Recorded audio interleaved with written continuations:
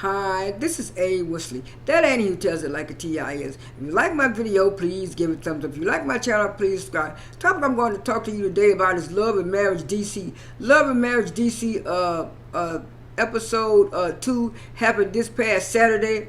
It started off with Monique and Monique meeting up with Ashley for lunch at a restaurant, and they got to talking about the anniversary party for Arena and Jamie, and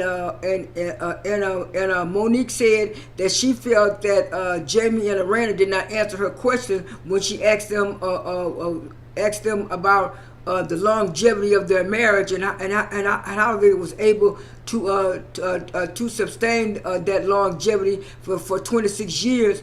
And Ashley said that yes, she felt that they really didn't want to talk about it, and they did give vague answers. And she said she wanted to know a little bit more too. And then they got to talking about their own situation, and then Ashley was saying that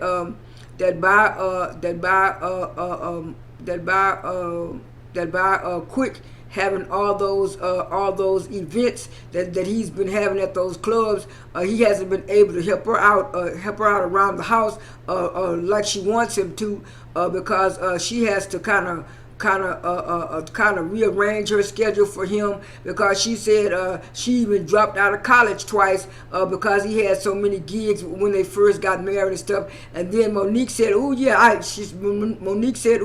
can relate to that." She said Chris does the same thing. She said Chris feels like that because the bills are paid and everything is good financially, that he doesn't have to help around the house. And she was saying, I would like Chris to help a little bit more around the house as far as helping me with the kids and stuff while I'm trying to do my own stuff too. And they said, "Yeah, girl, I agree with you." And she said, "I'm so glad that I talked to you, Monique, because we both are on the same page and we both can relate to the situations with our husbands."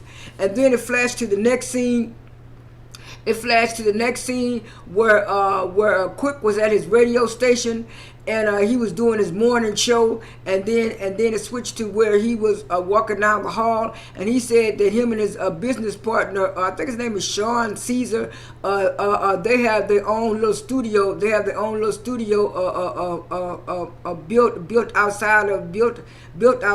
I think it's in another building or another part of that studio where he has his own thing. And so he was talking to Sean about his schedule, and Sean was telling him, man, you got a whole lot on your schedule. You got 15 events that you got to attend. Plus you're doing this HBCU stuff. And then that's when the president of the HBCU school or university came in and asked Quick, was he still going to be able to do that event?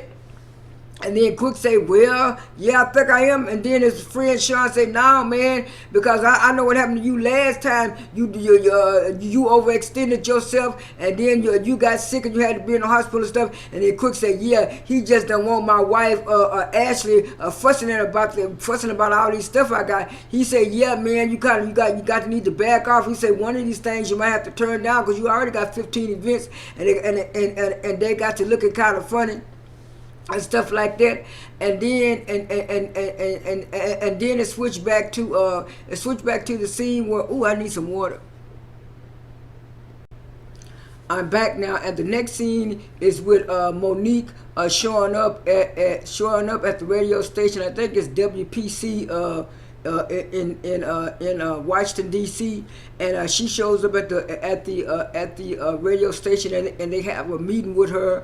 It was Monique, two of the hosts of the morning show, and also I think it was the president of the radio.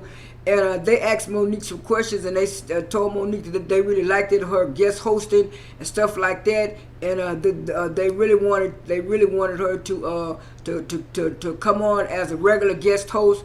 But he said he was also interviewing other people. But he also told Monique that he really liked her, and he hoped that she's a good fit. But then he also brought up the situation with what happened to her on the other show, like she said, the other show, which is Real Housewives of Potomac. And he asked her, was she going to bring that drama to the radio station? And she said, well, I'm not going to bring the drama here, but she said, if some drama break out, I'll be able to handle it. And then in her confessional, she was saying, yes, she'll be able to handle it much better than what she did on that other show, because she said she has grown in the last couple of years, and so she know how to handle the drama and difficult situations. And so, like I said, the guy did tell her that he was interviewing somebody else. And then the next scene is when Jamie showed up. Is when Jamie and Quick and Neil showed up for drinks at this restaurant, and they got to talking about all of the gigs that Jamie and Quick are going to be hosting.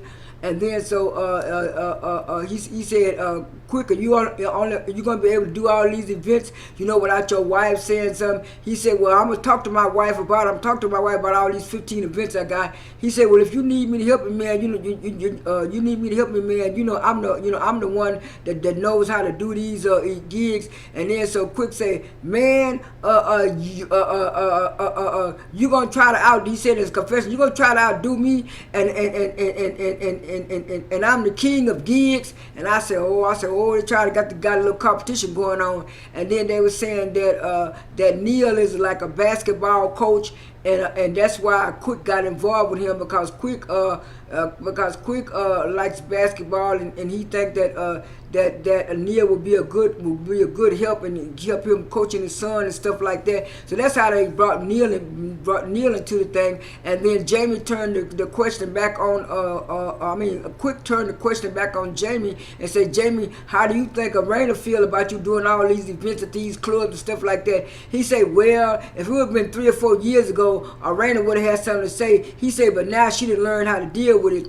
And then it switched to the next scene where Chris was meeting up with Kevin, because Chris said he wanted to hear Kevin's side. He only heard most of Winter's side. So Kevin walked into the restaurant. He sat down, and Chris told him that he know that he's been a good guy. He's been knowing him for years and stuff, and he wanted to find out from him what was actually the situation and what actually happened between him and Winter breaking up. And he was saying, well, it was rumored or alleged that he had stole money from the company for his kids to go ice skating. He said, Chris, I would never do nothing like that. As for no ice skating neither. The money they claim I was stealing, I think he said it was like $10,000.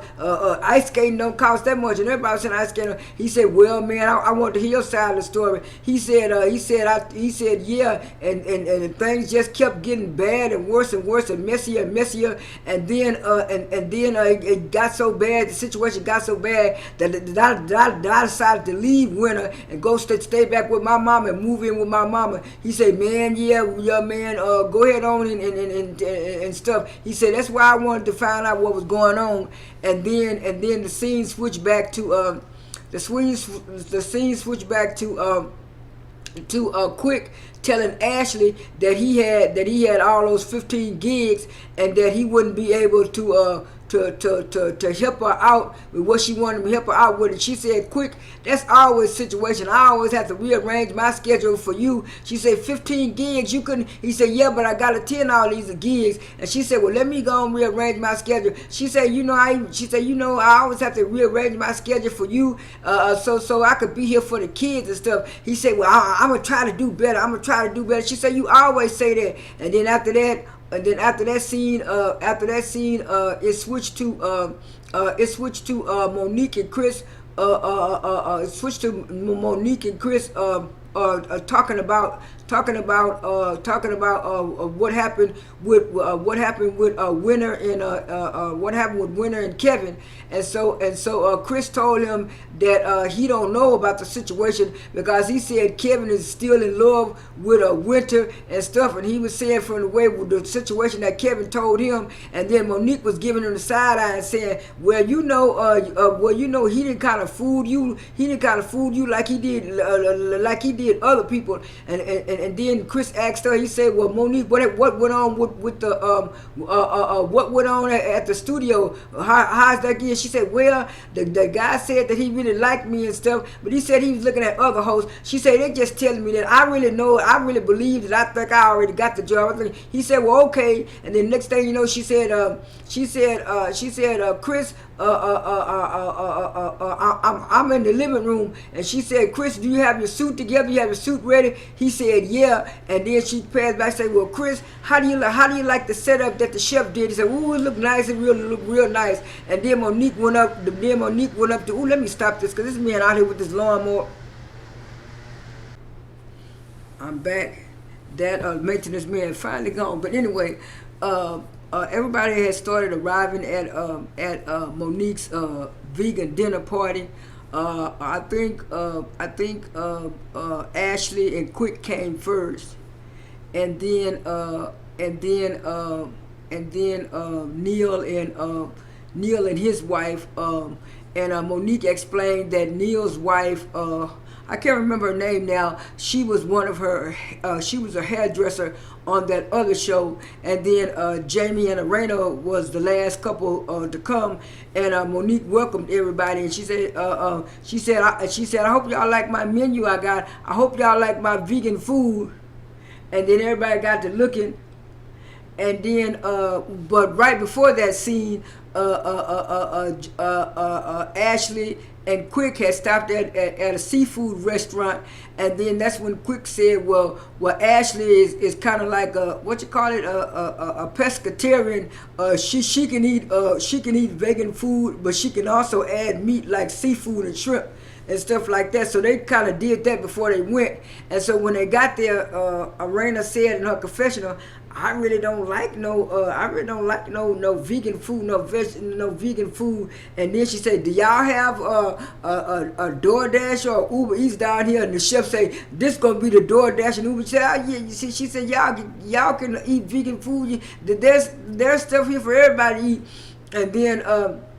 And then that's when Monique said in her confessional that she used to eat meat, but she said now that she all vegan, you could put bacon in her face and it don't even bother her. And so after that, everybody got a chance to sit down at the table and stuff. And so Monique brought it up again. She told Jamie and Arena that she didn't think that they answered her question about the longevity of their marriage, being married for 26 years, and she felt some kind of way about it. And then so Ashley interjected and said, she wanted to get some more tea. She wanted to get some counseling too. And she said, well, that wasn't the time. That was our party. We didn't want to do that. And then so Jamie interjected and said that they had their ups and downs to their marriages, and they didn't work those problems out. So he felt that they shouldn't be talking about that. And then so that's when Monique also brought up the situation to Winter. She said, Winter, I talked to Chris, and Chris told me that Kevin is still in love with you, and he's sorry and stuff, and he's sorry for what you think he did. And so she said, I gave Chris the side eye when he said he really didn't believe everything that you were saying. She said, I have a problem with that. And so she said, well, he came into the relationship, into the marriage, lying to me. It's different when you tell me that you live in a basement townhouse, but it's also different when I find out you live in a basement townhouse with your mama. And then so that's when Ashley interjected and said, you mean to tell me you married this man 1 month after y'all met, and you hadn't seen where he lived at his mama house and stuff? What kind of stuff is that? And then And then Hunter said in her confessional, she said, "Ooh, y'all better be glad I'm saved. Because if I was the old winner, honey child, I would have told Ashley something and stuff like that. I had to calm myself down and remember."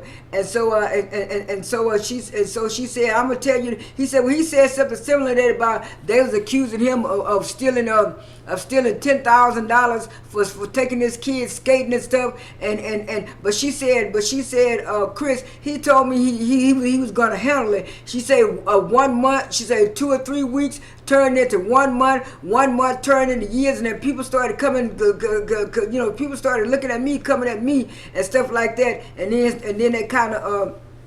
Then they kind of switched the subject, and then they kind of switched the subject in some kind of way. Monique was telling the people that, I mean, the group that her and Chris thinking about going to Africa, and she been researching and reading and she want her kids to be real. She want her kids to be well rehearsed in history, especially Black history, because she got sent in her confession. She liked Black people, she loved Black people, all that kind of stuff. And then so that's when Jamie brought up. He said, with COVID-19 and all this kind of stuff, do y'all think y'all should be traveling to Africa and stuff? And then that's when Monique brought up that when she had COVID, nobody helped her out and stuff. And then Chris said, "Wait a minute, I did help you out." She said, "But not the second time." He said, "I did help you out the second time." He said, "I would go up and." He said, "I would go up to your room and talk to you, and then you would get all mad at me because I was waking you up from your sleep. So what I told you that all you had to do was text me, and I'd bring you up soup and stuff and stuff like that." And he said, "Well, you didn't help me." He said, "Roll the tape." And then when they rolled the tape back, they showed where he was helping Monique and stuff, and Monique couldn't say too much nothing about it. And then so he said, "You keep on interrupting me. You keep on interrupting me. You won't let me talk. You want to get a word edgewise." Then Quick said, "Yeah, let my man Chris talk. Let my man Chris talk." And then Monique said, "Well, you can talk, Chris. You can talk." And then Chris said, "Well, you shut up then." And he said, "Chris, don't act like that." And stuff. And then Chris said, "You keep on. This party gonna end badly." She said, "If you keep talking about this party," and everybody got to looking sideways at it and stuff. And then they finally made up right before it went off. This is A. Wesley. That ain't even tells it like a T.I. is. I am out.